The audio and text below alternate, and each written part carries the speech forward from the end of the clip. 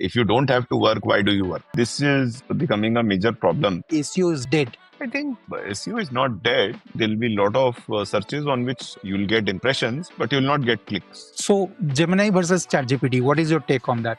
I use GenSpark mostly. I like the Gemini photo model. ChatGPT, I keep getting health advice. SEO strategy for a brand. Go mobile first UI UX and have very strong video content so that the time spent is high, because time spent is the holy grail of SEO. How people will come to know about those kind of articles? They attract people with quality headlines. Today, I think I saw a Times of India Plus article which was, why can't I Love Muhammad and I Love Mahadev coexist? So it's a very different from day-to-day news. What do you see as a way forward for news industry? Younger people are not interested in news. Sure. They're more interested in reels and entertainment, and that's a huge segment. So I think the credibility has also gone for a toss. So people want that kind of juice.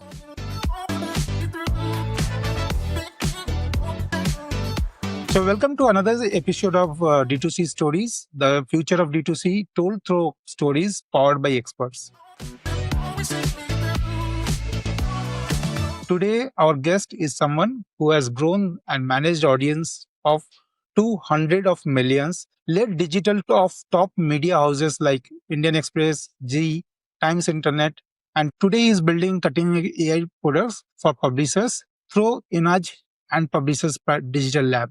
Please welcome Sandeep Amar. Hello Sandeep, how are you?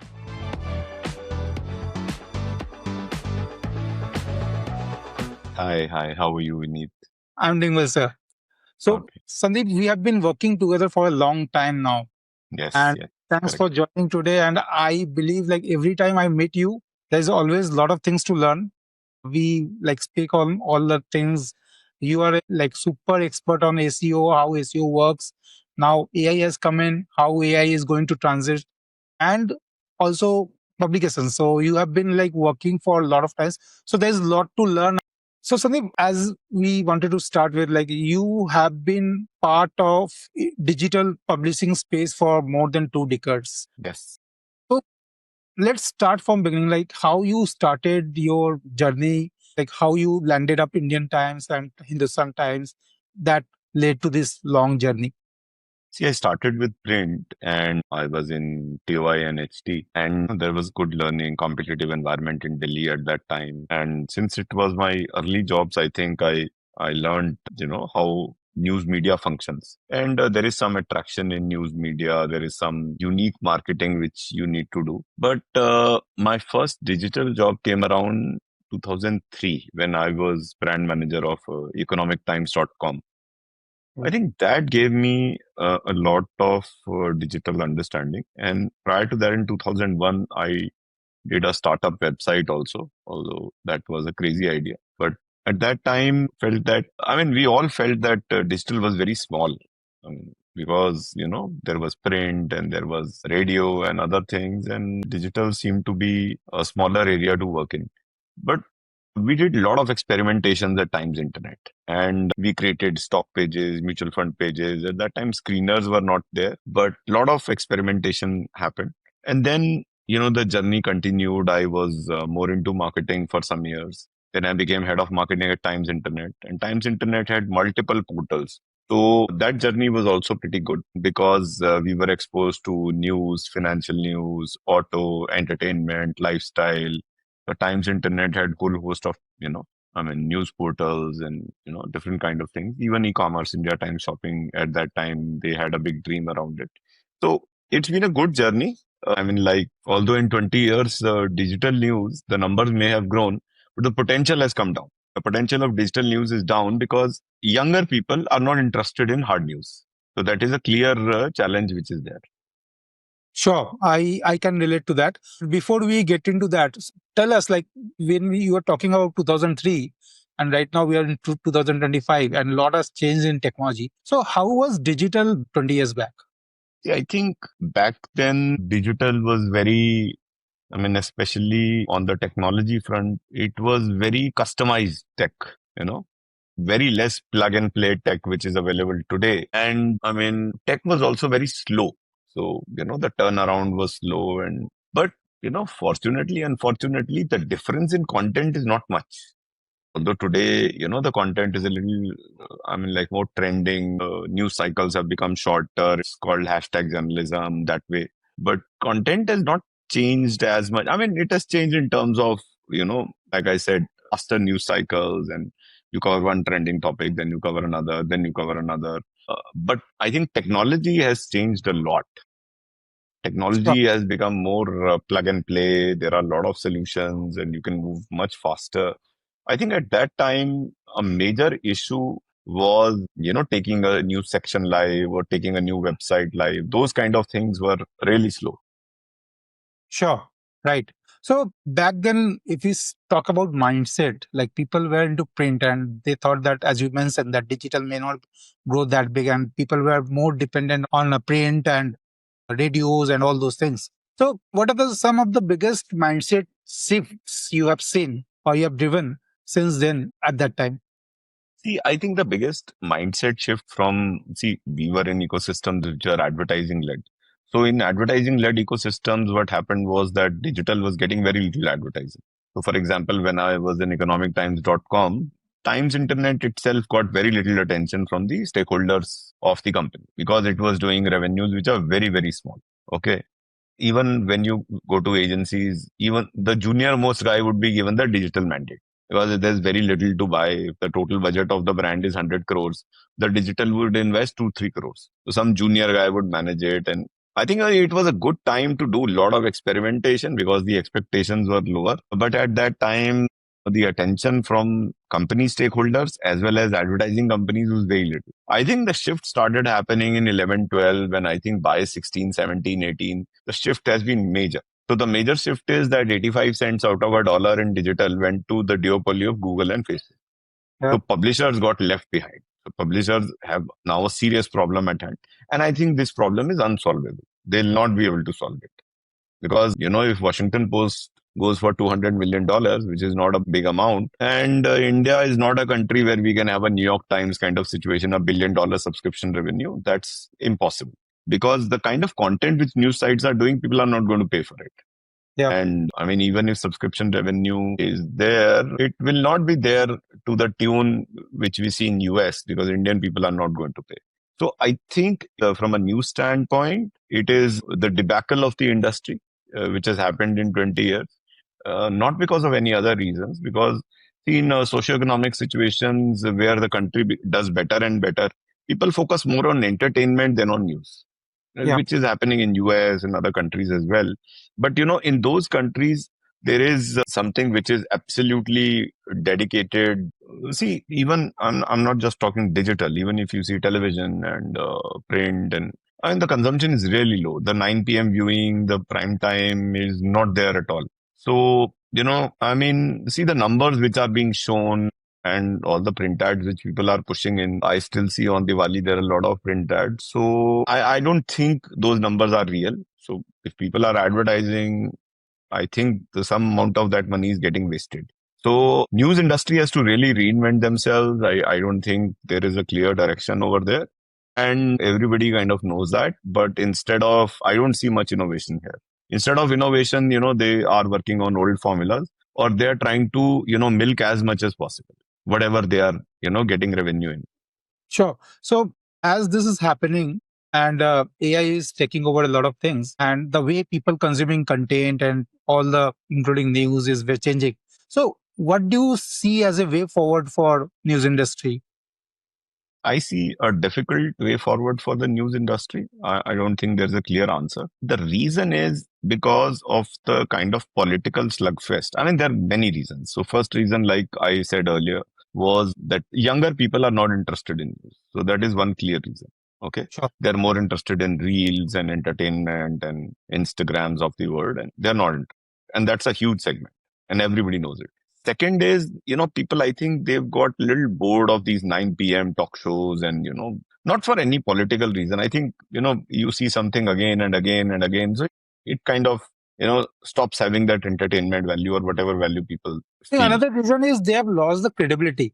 Because if you see content from a particular brand, what it shows is completely different from what there is no relatability between all the different channels and different news agencies. So I think the credibility has also gone for a toss. See, that is a yes or a no. I mean, you're right. For some people, they feel that it is not credible.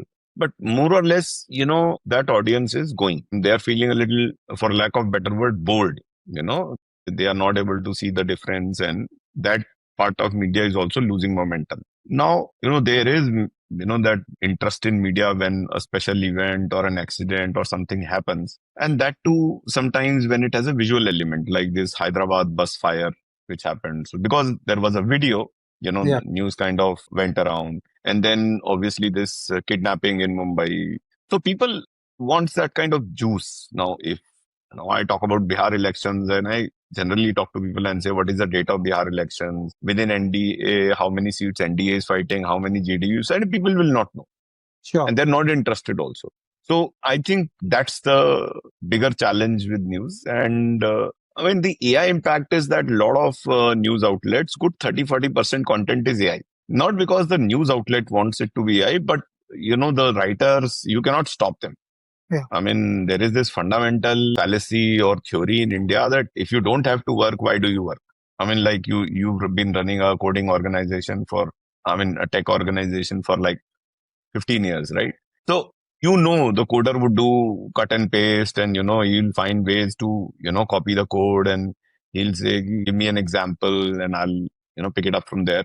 So similarly, 30% of our content, 30-40% is AI. And then they use humanization tools, or, they make a few changes, and then they try to convert it to something more meaningful. I think this is becoming a major problem because the AI content base is trained on human content. yeah, Okay, suppose the total training base of AI content was 100, which is Wikipedia, Reddit, publishers of the world. Now, when the AI training consistently happens, that base is going to be 80 because 20% is AI content only. yeah. Slowly, this base is going to increase. Imagine AI content training itself on AI content. Oh, yeah, So it is going to be a very bad situation. Take example of Grokopedia, which Elon Musk has launched. I mean, what nonsense of a product. He's written profiles for Sachin Tendulkar or Federer from AI.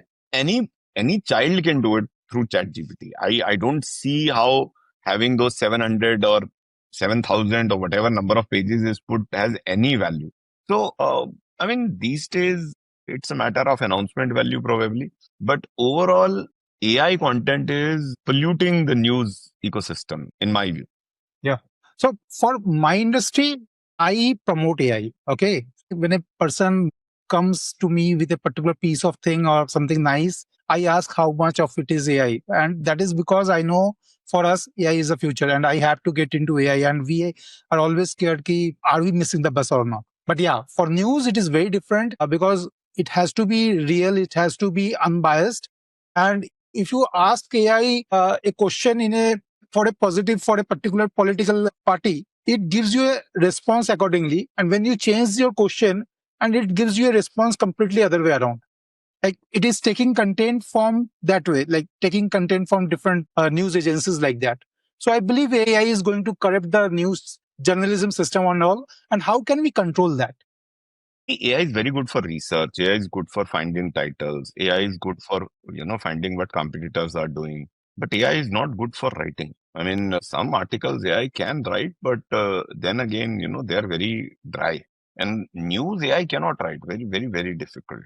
Say for example, Kohli gets out in 2 matches.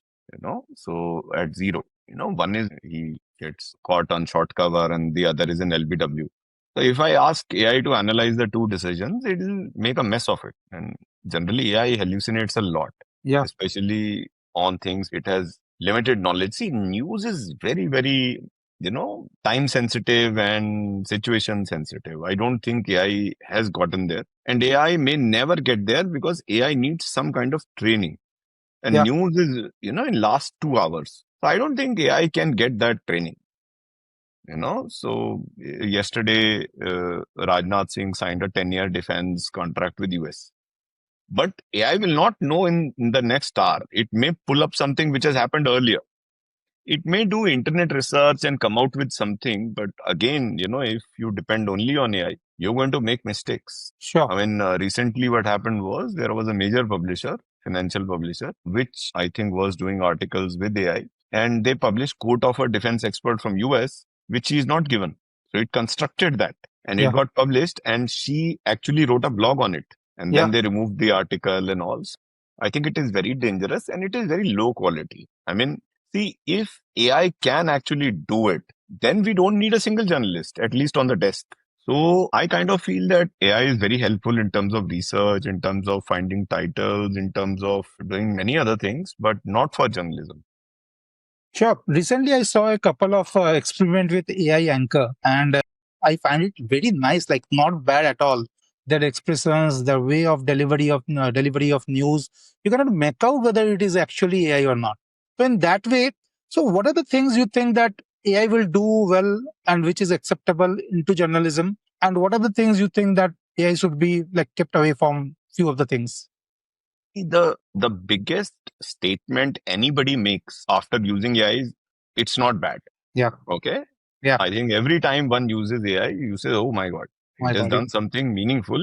Now, if I try a little more, it will be perfect. But it is never perfect. Yeah. Sure. Sure. You are never able to scale it. But it's just this beginning, so it's a long way to go. So we No, say that also. I have my doubts. Getting an anchor in India is cheap. Yeah. You get an anchor for 25,000-30,000 rupees. You've not solved any problem. The point is what the anchor is reading. Yeah. Whether that copy is meaningful. Yeah. Okay. Yeah. That the AI cannot control. I mean, and getting an anchor in India is not the bigger problem to solve. And anchor driven journalism also doesn't work. I mean, like you also want to see an Anjana Om Kashyap or Arnab Goswami or somebody of famous name. Unless they make their, AI avatars and start reading, which they will not because they don't want to dilute themselves. So it's not that big of a problem. Okay. Yes, this is AI is used because political parties are using it. Say, BJP would make face for Mr. Modi, and actual Mr. Modi's words are read out. And you remember long time back, Mr. Modi used the hologram technique. So AI will definitely help, and AI anchors will help. There are people who are running health websites now. Let's move away from news, probably financial websites, and they don't have the studio or facility of an anchor. They can use it and kind of look a little more professional. So I think AI helps people a little more who are smaller. So AI, just like Google came along and, for a lot of years, up to 2015, I think, Google's big brand advertising versus SME, the SME chunk was bigger. And Google to begin with in 2005-6 was more an SME company.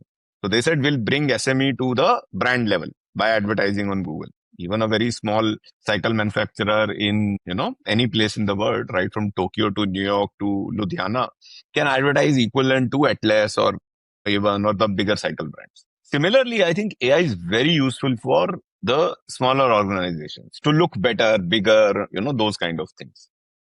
So Sure. there is definitely there. I mean, take for example your coding thing. So I've been using Codium for a long time, Windsurf, and I think that boy's done a good job in terms of at least he's got $1 billion plus kind of setup. But I've been using it for a long time. But you also, whether I think there is another tool called Cursor.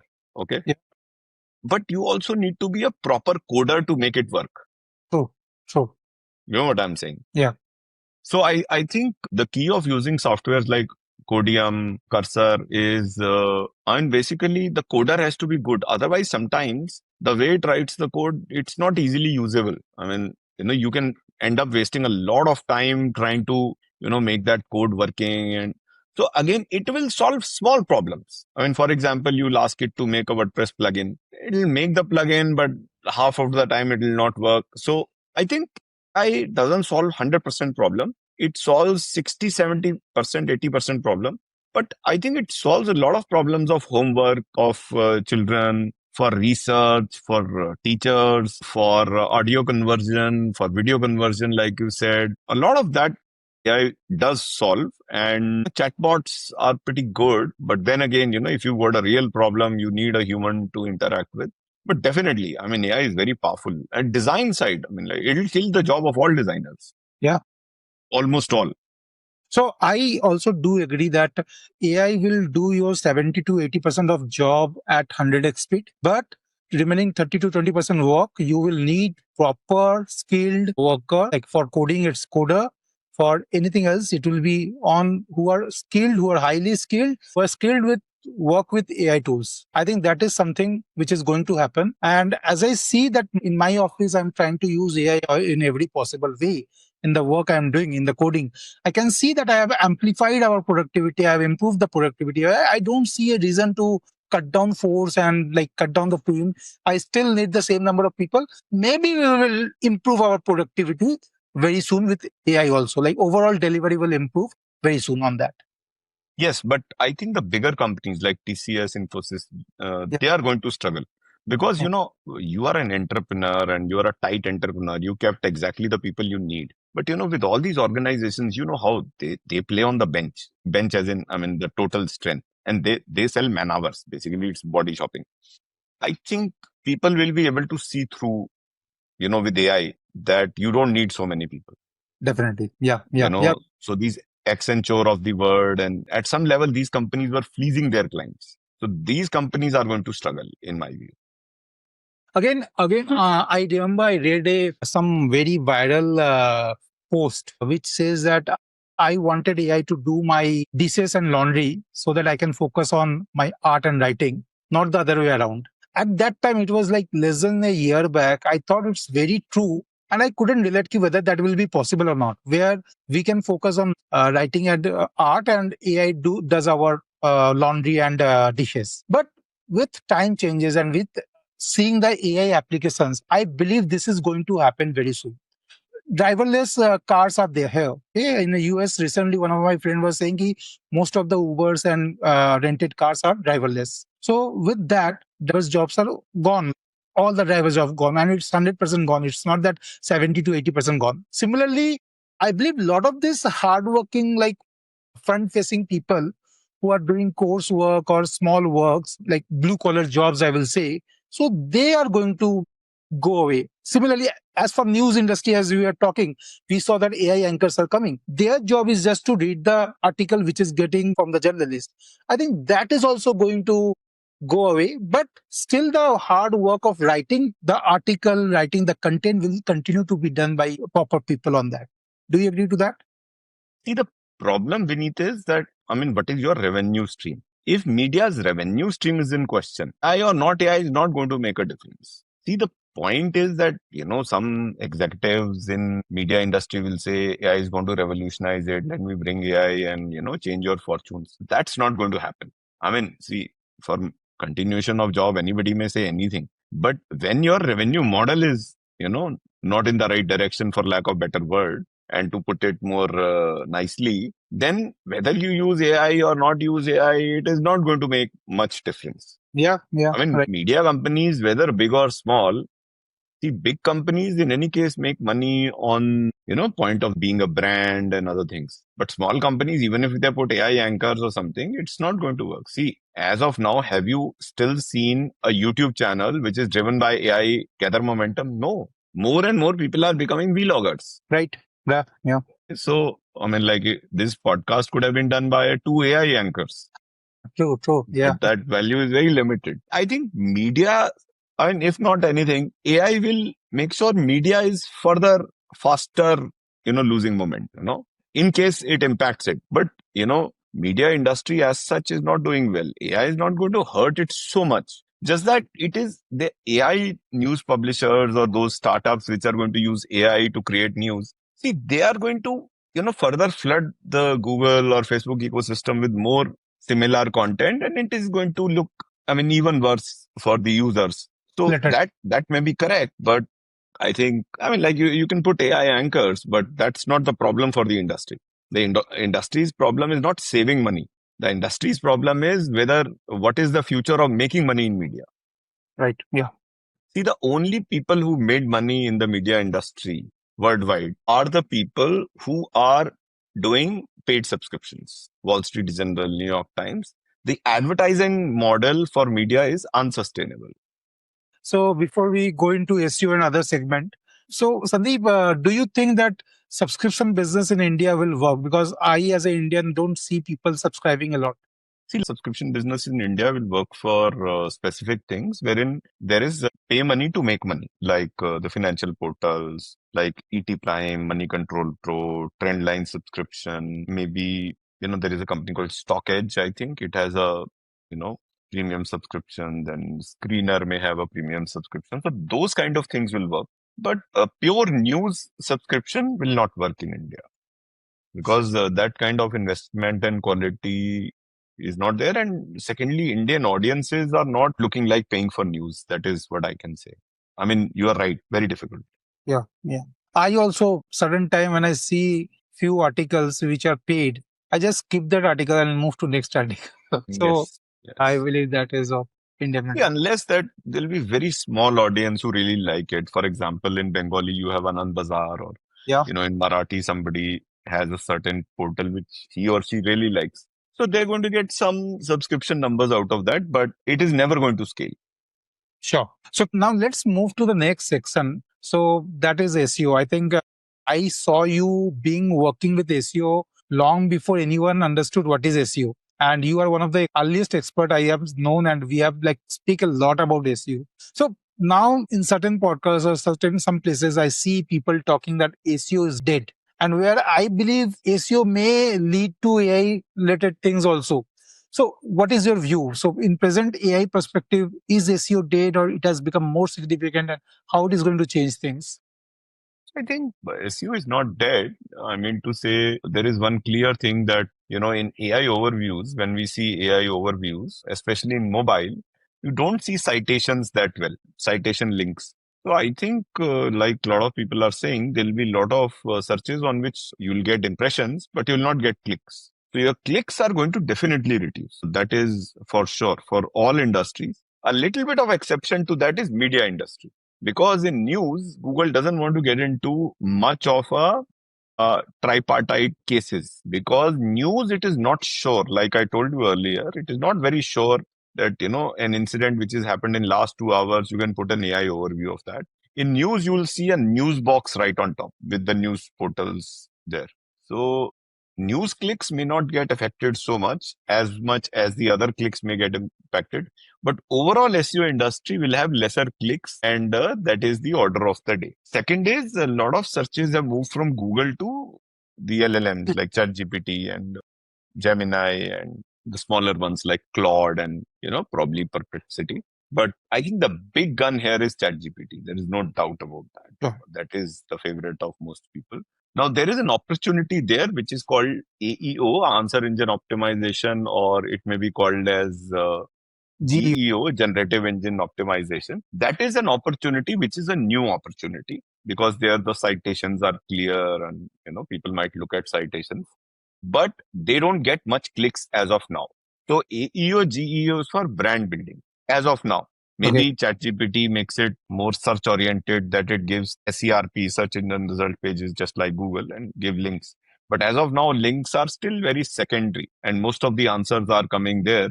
So the new opportunity in SEO is AEO, GEO for brand building, not for getting clicks. As of now, not for getting clicks. The number of clicks which are, people are getting are very less. Obviously, Google SEO will deliver lesser and lesser clicks as time progresses. Google Discover is still strong. So if you say SEO is dead, that's not correct. But SEO definitely, will deliver less clicks. So sites, depending on SEO, will get lesser traffic from Google for sure. There is no doubt about that. So, can we say that EU and GEO are just a evolution of SEO, or it is completely different than SEO? They are very similar to SEO. There are other things in play, because in Google, there are, you write IND versus AUS. So it's India versus Australia. People don't do these kind of things in LLMs. They ask very specific questions. So therefore, the SEO which we need to do for LLMs, which is AEO, GEO, is more towards answering questions. So there FAQ. are certain different principles which we follow for it is a separate science, although derived from the SEO science only. But obviously more for question queries. So the schema structured data which is more popular there is Q&A, FAQ, and how to. So these are the three schemas which we use over there. I think it's a great new opportunity, but as of now, it is for brand building. A lot of people are saying it will get clicks and all. It might get clicks in the future, but yes, it's a new to think it's a new opportunity. It's given a new lease of life to, I think, SEO professionals if brands take this up seriously. Sure. So now we see that SEO is evolving like from keyword density to now context, and now it is going to AEO and GEO. So what do you see as future of SEO? Like people will continue to work on SEO. People will continue, like there are SEO consultants who have been working on brands. Still, we have a couple of brands we are working with them. Now, do you think that will continue to work on that, or there will be completely different strategies towards that? See, at the end of the day, you have to agree that SEO is Web 1.0. Yeah. Okay, it is not Web 3.0. It is not the future of the digital business. So it will continue because it is very strong and still people get the clicks. And the people who get the clicks, they get very good conversion rates. So it will continue. But if you see SEO is the business of the future, that's not correct. AEO, GEO could be the business of the future, but for brand building. That is what my caveat is as of now, but maybe ChatGPT introduces something which is more meaningful in terms of getting clicks. But why would they do it for answers? They would like to keep people in their own platform. So they may introduce paid ads. And as you know, ChatGPT has announced their $1 trillion IPO planning. So $1 trillion IPO, I've never heard of $1 trillion IPO, but that's where they're going. So they may have to put ads to, kind of show some revenue. And I think if they put ads, they're going to make money, definitely. And I don't know whether they are allowed by GDPR or other places to use query meaning and show ads which are related to that, although Google can do it. But let's see where it all goes. But what I'm trying to say is that there is opportunity in AE, definitely. But that opportunity is more for brand building as of now. Okay. So keeping aside brand building, so if you have to design SEO strategy for a brand, for a business, or for a brand now, so what are the steps you will be taking to deliver the best?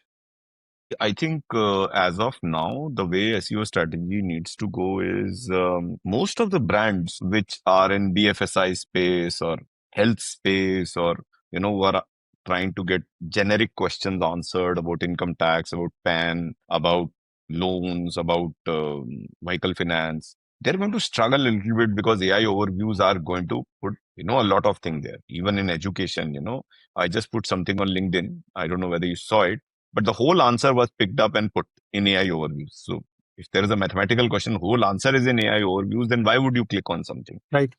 So I think they are going to have a serious problem, and they can get into this SEO space. They can plan websites with very, very high engagement. See, they have to work on mobile UI UX. They have to work on content. My suggestion to them is go mobile first UI UX and have very strong video content so that the time spent is high, because time spent is the holy grail of SEO. There is nothing that can beat time spent. So if you are video based websites, your time spent is higher and then only you can beat the others. So that is one clear advice I would have. AEO, GEO, I mean, since you are starting now, suppose in your example, you got to have a lot of questions and answers. I mean, have a Q&A, have an FAQ, have an how to, because here is where you're going to project yourself. And then if you're in BFSI space, say if you're a bank, trying to promote your fixed deposits. So, people are searching best fixed deposit interest rates. So you may come there, or, safe banks, or people search for which are the best gold loan companies, which are the best personal loan companies, how to choose a gold loan company, which is a good washing machine. So there is where you have to, kind of align yourself with AEO GEO. Like my wife was looking for a washing machine, she did it on ChatGPT. Give me a comparison of washing machine. Then she asked, tell me which company has better customer care. If you're present there, then it's a huge brand influencer. You know what I'm saying? Right. Yeah. Yeah. So So, this is the way you have to plan it. so as we create generated content for D2C a lot, so if a D2C brand, let's assume a apparel brand, a t-shirt brand, young t-shirt brand wanted to do well on all the AI tools, what should be their course of actions? Maybe 3 to 4 hacks you can say. See, basically, I think they have to look at the more popular questions which are there. I don't see t-shirt is a low value purchase. So I don't know how much research people do on that. So there may be lesser question. So I mean, like which material is softest or best to wear in summer or something like that. So they need to do that kind of content. Product I wise, mean, product specific. yeah, I did AEO for a brand which is into hiking and jackets. I mean, the hiking products. There, we were very specific about hiking, because in hiking, you need, jackets which are very light and which are very warm. So there are special technology jackets and there are big brands like Columbia and other brands. So this is not Columbia. So this is some other brand. So basically, we connected which are the best jackets for hiking, Yeah. what kind of material is required in hiking, what are the basic materials you need for hiking, then hiking pants, so you need to see that use case and connect the dots in where you're, supplying your products. So basically, like what you said earlier, context, that matters. So if your user is in center and you want to say buy t-shirt, so that's not the kind of SEO you want to do now. What you want to do is buy what t-shirts. Like I always wear a polo because I can't wear a round neck for some reason. I feel choked, Oh, So I mean, what are the best polo t-shirts in India?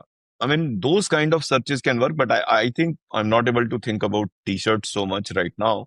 But the yeah. So more specific use cases you have, the better it is for AEO GEO. And sometimes you might say, look, I don't think my category is much searched. So you can drop that as well. I mean, on LLMs. for just sake of understanding, let's deep dive on the hiking jacket brand you built, and that you have hands-on experience on that. And there, when we are writing content like best hiking jackets in India, so will that content be part of the website or it should be off page? See, there are some brands which are willing to put competition names in their blog. Yeah, Say, for example, you are an absolutely new brand. Okay. yeah, So what you're going to do is you're going to write a blog where you're on top, you're going to put something like Columbia. Number two is North Face. Number three could be you. yeah, yeah, Okay. So there are some, I'll take a very funny example. So there are some popular actresses and their PR get some articles done. So the articles are like best 5 looks for pink dress. Okay. yeah. Now first would be Katrina Kaif, second would be Alia Bhatt, third would be, Janvi Kapoor, and fourth will be this actress. So what you're trying to position is this small actress in the league of Katrina, Alia, and you Yeah, understand what I'm saying? yeah, yeah, So yeah. it's a very smart move. Similar thing you do. But some brands are not willing to put competitive brands in their articles. So Especially if the brand is AEO, already doing well. yes. So in GEO, you may have to, not may, you have to do on platform and off platform efforts. Okay, okay. Off platform also you have to do it. Yes. So off platform, Yeah. you also get articles done wherein you feature in the best, jackets for hiking. So we do same as SEO, just the content strategy changes, right? It is similar, but there is higher focus on a certain set of activities. You have to see basically in SEO, you see how the Google model learns and what is the uptake on Google in terms of why things are clicked and why things are ranking. And their time spent is a very more important thing. Right. But in terms of ChatGPT and all, I think it keeps taking learning through content which is answering questions in a certain manner. So there, the question and answer format from multiple websites, credible websites, your own website. I mean, you can influence more from your own website, but third-party websites is going to influence it more. So you got to do a balance of on and off platform. Yeah. I mean, see, AEO Geo is much bigger focus on certain areas of SEO. It is not the same. I know people say it's the same. It's kind of a subset, but AEO Geo requires a very different effort. Yeah. One thing is for sure, it is not the same. Say, for example, somebody is into home loan, okay, and it's a new company, and he shows me a query of best home loans in India, and his company is not coming. It is not same effort as SEO. I mean, I have to do a lot of other things to get him placed over there in ChatGPT. Yeah. Yeah. Like we did it for a bra brand also. Yeah. There also we succeeded, but it is not the same effort. It requires a very, very different effort, and especially a lot of off-platform work. So all these LinkedIn posts, SEO is dead, SEO is live, AEO is big, AEO is small. So I know, see, this social media is, a little bit of a kind of a, one post magic, which gets some likes and all. But you yourself know that somebody gives you a brief of writing a certain code or app. It is not unidimensional. It has multiple dimensions to it. And solving actual problems, I mean, they are not driven by LinkedIn posts. At the end of the day, I think it is very easy to give generic gyan, but solving a problem, somebody saying, I'm not coming in top home loans, then you got to solve that problem. You don't have to, that at that time you're not thinking whether SEO and GEO is the same or it's not the same, or SEO is dead or not. I mean, during the day you're working. Like, LinkedIn is a platform which will have these attractive posts, but when you work during the day, as well as I do, it doesn't matter. So Sure. I mean, and your client or whoever you're working with, they want very specific results, True, true. and you have to answer questions. You just can't say, look, SEO is dead. Yeah, yeah, He'll say you're fired. yeah, yeah. So as you say that creating this ranking post on page and off page work for sure. So what are the other things we can do to do well on AEO and GEO? I think other things which we can do is, first of all, in AU and GEO, the first step is that you ask the client, or whoever is trying to do it. First, they need to find searches which people are searching on ChatGPT or Gemini regarding your product or service. Then you need to see whether you are ranking there, whether your brand is mentioned there. If your brand is not mentioned there, you understand the context of it and start writing content with right set of schema, with right set of backlinks on and off platform, and you continue to do that. Another thing which is a little odd, but I've tried it. You start suggesting to ChatGPT. I mean, you cannot do training at probably what, I don't know how many users it has, a billion users, 500 million users. But you start suggesting, you know what I'm saying?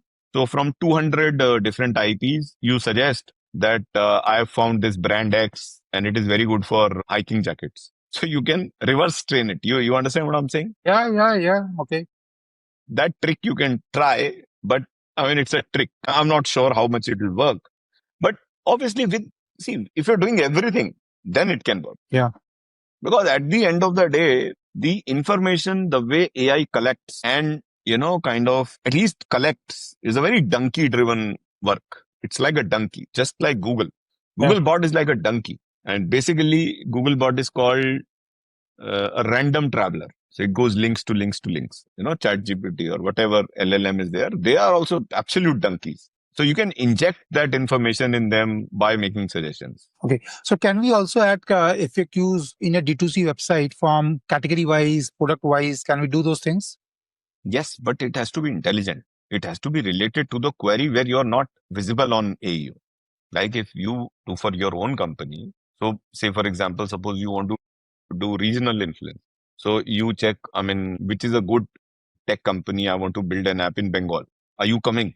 If you're not coming, then you try to see how can I come. Then in a few credible websites with good credible authority, your company should be mentioned as one of the key companies in West Bengal who are building quality technology solutions. And plus the blog should be on your site. And then you start suggesting to, ChatGPT, connecting Blue Horse Technologies with West Bengal. Blue Horse Technologies, West Bengal. So, I mean, all of this combined will work.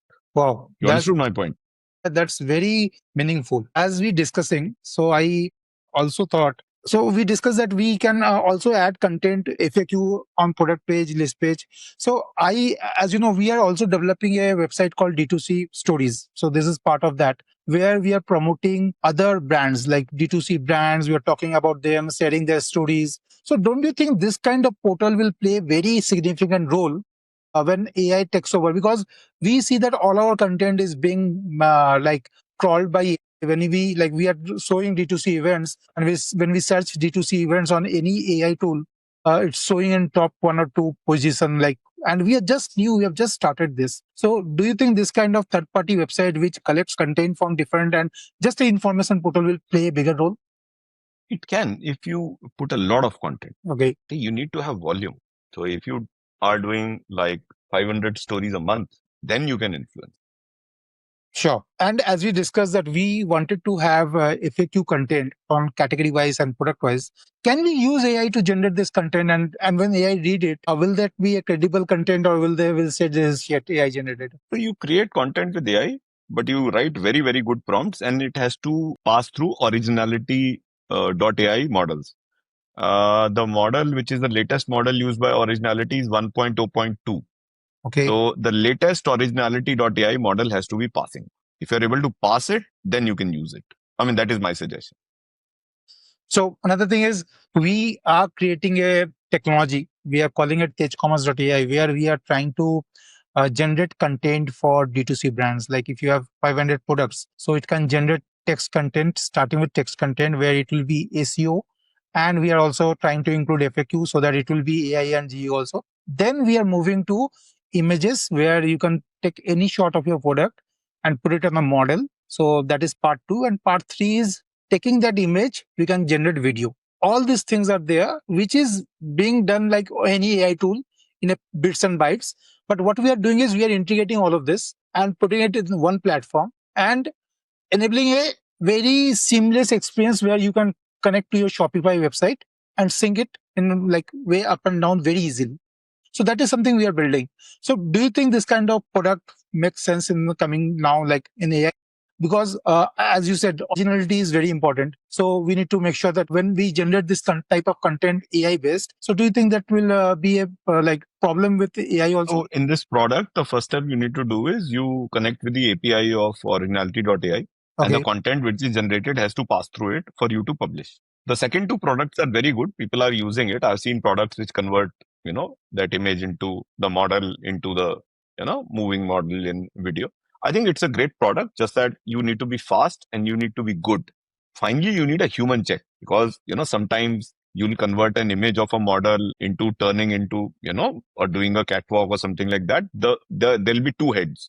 So the Sure. hallucination would be there. Yeah. Finally, the only problem with scaling AI solutions, it's very good for one or two images and you show, but when you scale it, there are hallucinations. So finally, you have to have a human check before you publish. That is the painful thing, but you can have that easily. So it's a very, very good model. So we need, this is a race of time. You need to do it fast and capture the market fast. So there are many, many people doing it. Yeah. True, true. And I can feel that we have started and we are running slow on that. So we are focusing on that. But No, no, run very fast. yeah, yeah, Even if you have to do, I think your general nature is to build fully automated products. yeah, yeah. That, don't wait for that. Sure, sure. Right. Offer the solution and get it done, even if you need 10 people to do it. Because in any case, AI alone cannot do it. Yeah. There will be hallucination in videos. Yeah, true, true, true. Even in images. See, AI at scale suffers, definitely. Sure. So now, as we are discussing with ChatGPT, Gemini, perplexity is coming so high. So we are watching traditional search is going down. So do you think the future is completely like traditional search engines will go away in coming future? No, no, no. I think definitely some searches have moved away from Google. There is no doubt about that. And I think time spent on LLMs is very high right now. But traditional search engines will stay. They'll be smaller, but they'll stay. Okay. So, I mean, you'll not search for Bihar elections on ChatGPT. Most probably not. See, unless they bring in an innovative product which can challenge Google search. Right, right, right. Yeah. And we see a lot of browsers coming up. Okay. We see Comet Yeah, and yeah. today new browsers are, Comet and yeah, Atlas, I think. yeah, Atlas, yeah. So do you think it will give like big fight to the traditional leaders right now, like Chrome and Safari in Apple? I have not found those browsers very exciting, to be very frank. I've seen some young geeky people use some of these browsers. I personally have not found browsers very exciting. I've used Atlas. I didn't kind of like it, to be very frank. And I think browser numbers are driven by common people. Right, right, yeah. It is not for engineers. So I think the uptake will be slow because common people are not going to use them. Yeah, definitely, for sure. Because we are using it only to make sure that we are not missing the train and we make sure that we are on top of the latest technology trend, what it is coming And up. we are only testing them. We are not using them. Right. We test it and we leave it. That's it.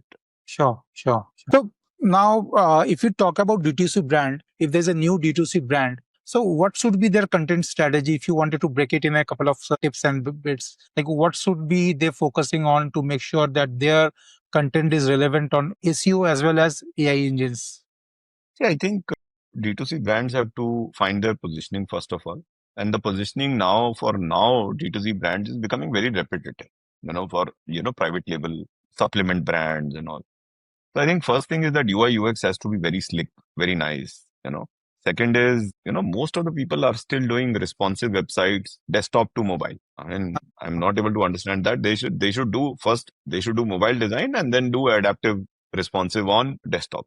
But still, most of the people I see do that and they use Shopify, which is a very bad responsive design because Shopify is desktop to mobile responsive because things could come down and down and down in mobile. So I think that is one thing. Second is that they continue to write content which is done to death. Say, for example, you are selling some organic products, organic teas and all. I think they need to focus on deep original content rather than done to death content. That is where I think a lot of these D2C brands make a mistake. What is done to death? So can you elaborate on that? Done to death, I mean, done too many times. Okay, okay. Suppose, you are, trying to say advantages of, almonds or Yeah, advantages of almond milk. I mean, like that is, I mean, you got to have real good deep research, like probably WebMD or, there is the other site. I'm not able to recall its name, but the research has to be deeper. Okay, there are certain products which you are selling in terms of supplements, Ayurvedic supplements, and they benefit your, say for example, your arthritis. Then you need to quote multiple researches, okay, and have a deep article. The people write very, very shallow articles. And one problem, Vineet, I've seen with the D2C entrepreneurs is, and you must have met more D2C entrepreneurs, but this is a major problem. And I want to tell this to D2C entrepreneurs in a very honest manner. See, most of the D2C entrepreneurs I have met are good salespeople. So they have good sales strategy. At some level, they were selling it offline first and they come online. And at some level, they started, they get some idea and they say, I'm going to sell dog food or I'm going to sell. They've got this storytelling, it's fake or real, who knows? I mean, they try to position it as if, they are, helping Mother Nature and solving the most difficult problem in the world. That is just a positioning thing. But they don't understand content and they don't understand technology. So they get a tech guy who builds something for them. I think this is their biggest problem. They need to understand content, SEO, and tech. And I know they've raised some money, they are under pressure to sell, or they are bootstrapped and they are under pressure to sell. So they create quality or they do hard work towards sales yeah, and product creation. But on product discovery, they don't work hard. On technology, they don't work hard. So that is where, and on content, obviously, they don't work hard. They have no clue. So they find someone, okay, why don't you write content? yeah, Some agency will write content, fleece money out of them, give them absolutely shitty AI content. Even if they check with originality, then they'll find some humanizer tool. So I think the problem is with D2C entrepreneurs themselves. And maybe they don't have time. They are more happy to have co-founders which are tech people. So there is a salesperson and then there's a tech guy. But they need to find more people from marketing standpoint. yeah, yeah. Right. So for this, all this entrepreneur who has no clue on tech and content, so can you suggest couple of tools or practices which they can master quickly and be on top? Like even if not in top, they will have good clue on what they are doing and whether they are right or not. So tools like I have seen a lot of tools by Neil Patel. I guess they are doing well. A lot of people are using it. So something like that. See, tools will not work for newer websites. Okay. Tools and all. I mean, for newer websites, you have to really create quality. If you have to create content, has to be that content depth. That depth has to come from research. The research will come from expertise. So they need to find experts of that area. And rather than getting 100 articles written, maybe they get 40 articles written, which are very, very good. Sure. And they need to read themselves and compare. That site which I was talking about was Healthline. Right. So they need to work very hard and, kind of find time to do the research and to contribute to this particular cause of discovery of their website. See, they should not make technical errors. Now, for that, some tools can help, like SEMrush, like Screaming Frog. But again, they need to find very good SEO people to kind of do that. Again, for an entrepreneur, a little bit of dabbling in everything is good because at least you understand some part of it. So they need to kind of understand some basics of it before they get to it. And I think one mistake which D2C brands do, although Shopify is very good, but the mistake is that, Shopify, the page speed is poor. and they are not able to manage it because you don't control the code, and there is some liquid web or something like that within Shopify. There are some codes which have to be optimized, and there are some plugins also, but plugins don't work very well. So I don't know what is the right call. Shopify is very plug and play, so it can be used, but then they need some tech expertise to make sure that the quality of pages in terms of SEO are also good. See, all of this requires the entrepreneur's time, wherein I've seen most of the D2C entrepreneurs agree to lose the battle of SEO because they don't have time, and they feel that let me raise money, let me pump money, sell products, show more revenue, and raise more money. That is what I have seen. So they move into paid marketing a lot. See, SEO is a hard work kind of thing for them, which they try in some ways or the other, but most of the D2C brands fail. Is it? Yes, yes. See, because if you're coming in apparel, the big guns like Mintra and GEO and all, they're going to kill you. The vintage sites, and you try to come on t-shirts or black t-shirts or polo t-shirts, you're not going to get there. Sure. Yeah. Yeah. So the marketplaces are there now. This brands, D2C brand, they are now omni-channel. They are selling everywhere. They are also present in the marketplaces, all the marketplaces, relevant marketplaces. So that has worked out for a lot of brands I have seen. See, you need to see that if people search for Blue Horse software, then obviously you're going to come in Google. Yeah. But you don't Yeah. want to come for Blue Horse software. Those people know you. You Yeah. want to come for things wherein, you're not so we call them brand searches. And you got to crack the non-brand searches. That is where the challenge lies for D2C brands. I think for smaller D2C brands, SEO is a challenge because there is little investment in technology, tech SEO issues, SEO people, quality of content. They do some efforts which are very, very subpar. After some time, they feel, they do review meetings and they say, numbers nahi aa rahe, numbers nahi aa rahe, numbers nahi aa rahe, bas fir then they stop or they continue to do some low quality efforts. Sure. That does make sense a lot, Sandeep. So, Sandeep, as we see that you have worked with massive teams in large organizations, you have led the team and there, and you have founded your startups, multiple startups. So, what have been like biggest mindset difference between the two worlds? I think one of the biggest mindset differences is that basically in the big companies, your ego gets massaged a lot because you are in a position of power. You go to events, you go to other organizations. As a CEO of a media company, you get a lot of privileges. As an entrepreneur, you get no privilege. You question yourself every second day in terms of why am I doing this? Because an entrepreneur can make money, and obviously, an entrepreneur does make. I always feel that entrepreneur makes far more money than a person can make in a job. So, money wise, obviously, entrepreneurship is far more, lucrative. At least that is my experience. Because in entrepreneurship, if you are entrepreneur for a long period of time, like I've been for now around 8 years, you get 2, 3 bumper years, and that you cannot get in job. Yeah. That is definitely there. In entrepreneurship, your mindset has to be very egoless. You don't have to think that whether this job is up to my standards or whether I can depend upon the team. I mean, it is just like you pick up the broom and clean the room. Right. You just can't wait. In job, the decision making, or as a leader, the decision making is far slower. In entrepreneurship, the decision making has to be far faster. I mean, you are in a risky environment and, you get, obviously it bothers me still. But, like if you are in entrepreneurship, even a small entrepreneur would have 30, 40 lakhs in the air as in, collectible or more, So, you slowly have to start to live with it. Suppose your company has to pay you 30, 40 lakhs and they've not paid yet, you'll not be able to sleep at night. So in entrepreneurship, you become risk oriented, you know what to do because it is your decision. In bigger companies, that is a little slow.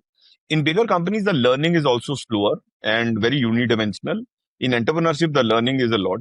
But entrepreneurship creates more burnout, in my view. Sometimes it depends upon your sincerity. If you're a sincere person in job, that will also create a burnout. But in entrepreneurship, you have to be sincere because, it is your business.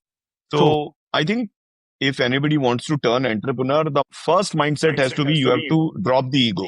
I mean, you may not fully understand it, Vineet, because you've been entrepreneur right from the start No, almost. no, no, I do understand because there has been people I'm trying to reach out, and if we keep ego like that, so that like you cannot do business at all.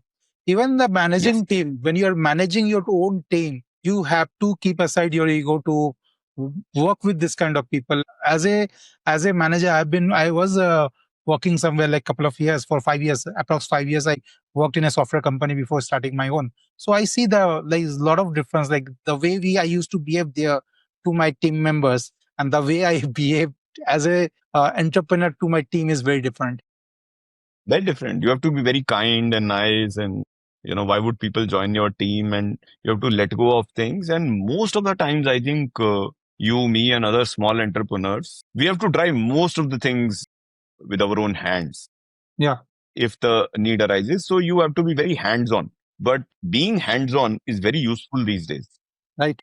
because a lot of friends of mine in my age bracket, around between 45 to 50, they are having serious problems in job because job at a certain point makes you unusable. You are only usable in a certain set of things, but as an entrepreneur you continue to be useful because you're creating a lot of value. I think mindset has to be agile, mindset has to be risky, mindset has to be egoless. In beginning, you'll have serious ego problems if you're moving from job to entrepreneurship. One big thing with AI is it is making me more hands-on, because although I was not part of coding, but I had the basics. So, but I was not coding on a day-to-day basis for sure. But with AI coming in, I can see that I can do a lot of things with these AI tools.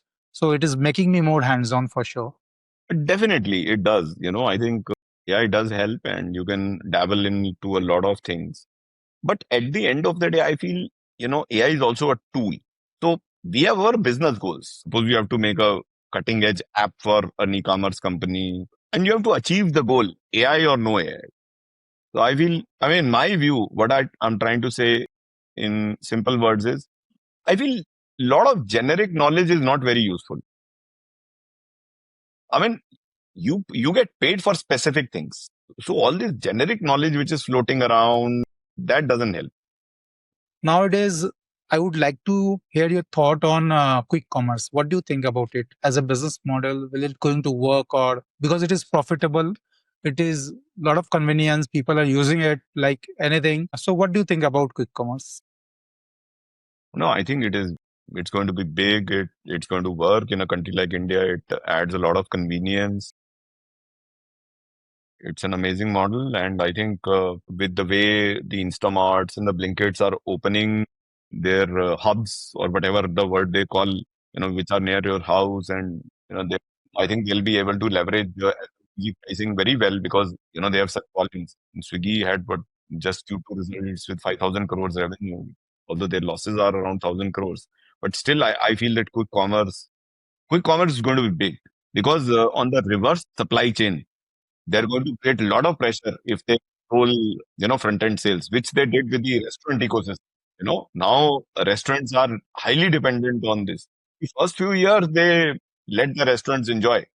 Now they control the rest. So off the record, I'll tell you, there's a friend of mine, I'll not tell you in which big quick commerce company. And he was telling me that dry fruits have great margins. So soon they're going to launch dry fruits like makhana and kaju in their own branding. And the margins are up to 60-70%. They're buying in bulk. So what they're going to do is they're going to really challenge the conventional supply chain. I think quick commerce is a big gun. But don't you think that Swiggy, Zomato also tried this particular segment, like to start their own kitchen, but they later on had to cut it down, like switch it off. So that can be possible Yes. in e-commerce also, because if they are starting See, their in own brand. quick commerce, what they, yeah, I see sometimes, they do flanking strategy, as we call them. Right now also, I feel they have their own cloud kitchen and they keep fancy names like the Great China, the Chinese experience, noodle bar, something like that. I think they still working, they are still hubs. I don't know whether it works as an experiment very good or not. Even now, when you buy a dry fruit, most of the time you're buying a unbranded dry fruit. So in that same category, they'll also be unbranded. Like, there is a brand called, it starts with N, Natago, something like that. Then there is Natraj, and dry fruits are very low quality. Most of these online brands on Amazon. I mean, I just told him that most of the dry fruits are very low quality. He said that's the way India is going to consume them because dry fruits, I mean, I don't want to get there. Oh, dry fruit is just one example. Even with an FMCG company like Unilever, if they control a massive amount of sale, they can get much higher discounting. Even now, the coupons and all they give, you're never going to get discount on those kind of products when you go to a store. Right. No, obviously, true. So yeah. So quick commerce, in my view, is going to be very big. So that was lovely, Sandeep. So we are almost on the last segment. So we'll ask some quick question. So let's find your view on that. So 3 AI tools you use day-to-day basis.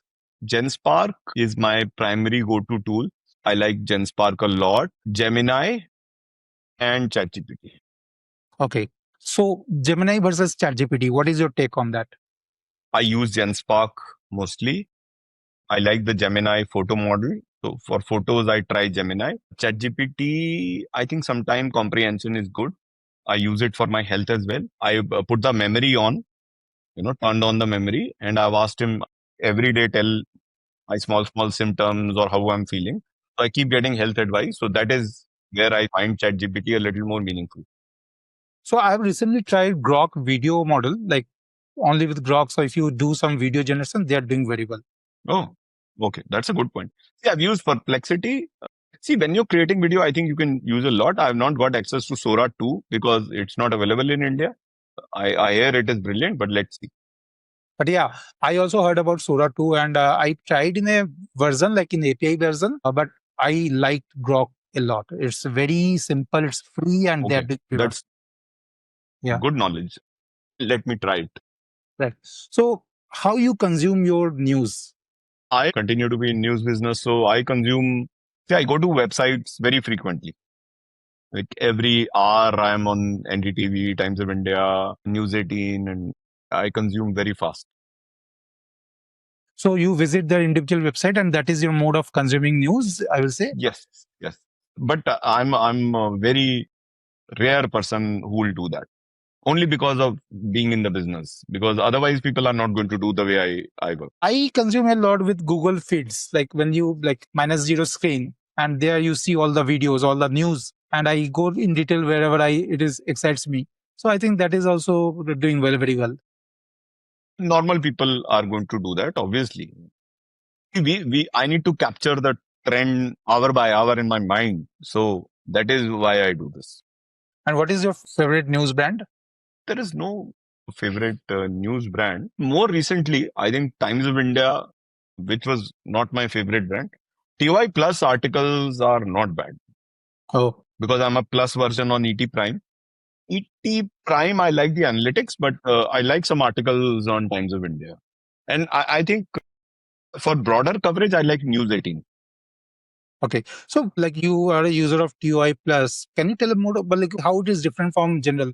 And when they put this specific good articles for limited people, so how people will come to know about those existence of those kind of articles? Because they put it on their homepage and they attract people with quality headlines. So people click on it and find that it is paid. Same for Economic Times. Economic Times analyst reports I find a little fuzzy, to be very frank. I'm not very happy with it because of, but for me, they are good because I know, they are not the exact stock recommendations. They are analysts' point of view. But I think Times is doing very interesting article. Okay. Like today, I think I saw a Times of India Plus article, which was, why can't I Love Muhammad and I Love Mahadev coexist? So they are capturing some things, then they do explain. I'm not saying they're the best, but it depends upon people. Yeah. So it's a very different from day-to-day news. So it's a perspective It's and different from day to day. Yeah. So if you have to start a new business, so what is the idea or what is the business, what is the startup you would like to start today? I think I like to start an business which is AI driven solutions, 80% AI and 20% human. I think that's the future. Majority of business we need in our space are going to die. Tech businesses and all. I mean, the pressure is going to be huge. So I think the faster we move to AI businesses, the better it is. And which will be the category if you wanted to start your own AI business, or which is the industry Okay. you would like to focus? I think one area I want to work is on programmatic SEO and AEO.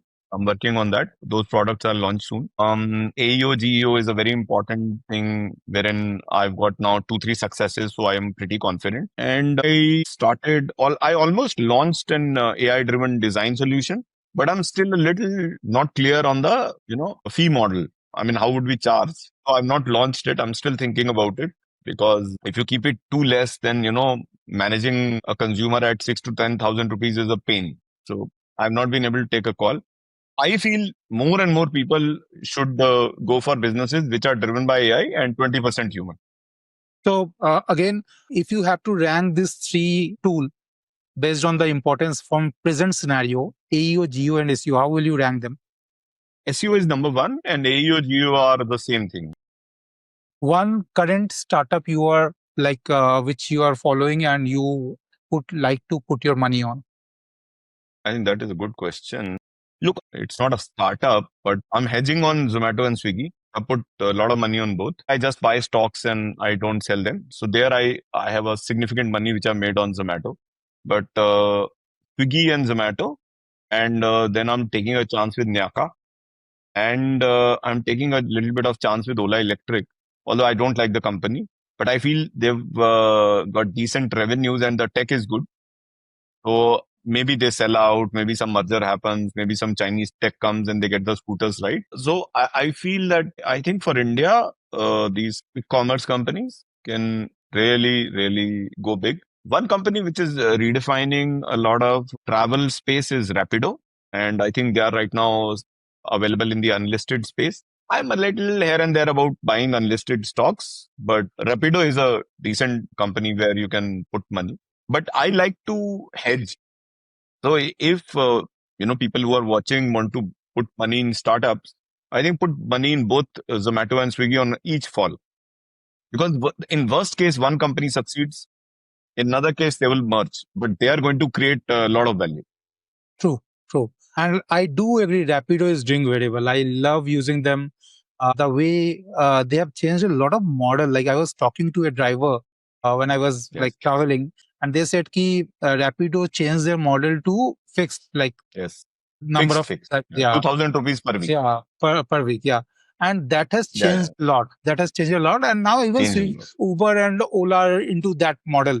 Presently, they also moved Yes. to that model. And that makes some lot of sense. Like you are paying for the technology, not by commission. You like work hard, you earn more. So that makes a lot of sense here.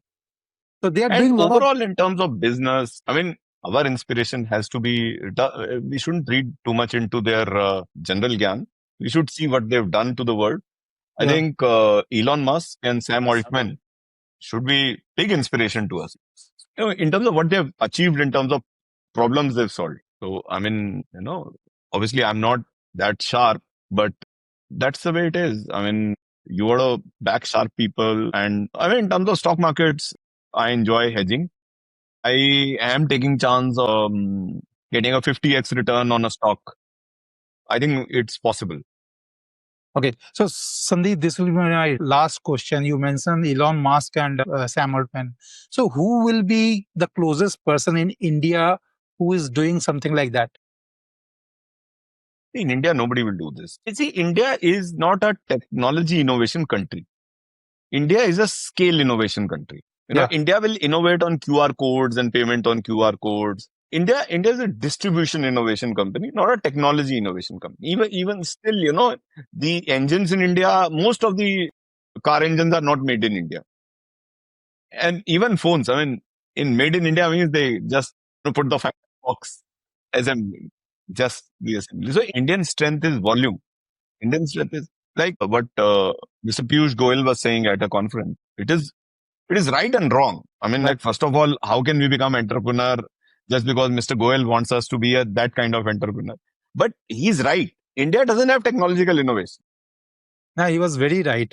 Although very He was very controversial. right. Yeah, but it was very right. But he was very right. But in India, the problem which is happening right now is the distribution of wealth is very, very, very poor now. Only rich are getting richer. Right. I mean, people at bottom, I mean, especially after AI and all, how the engineering placements have been. They're very bad. Yeah.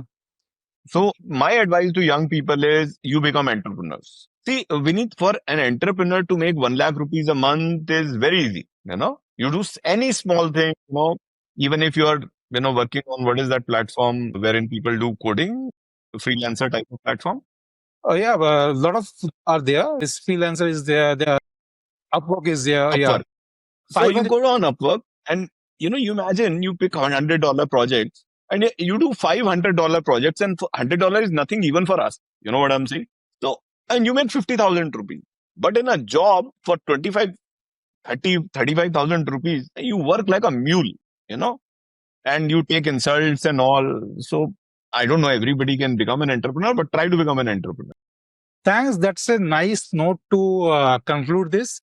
Thank you, Sandeep, for joining us. Thanks for sharing. Like, conversation with you is always fun, and I always lose track of time. Like when I'm sitting having dining, like we had last time we dined together, and you shared a story, and then later on I started something called Katanjali. Yes.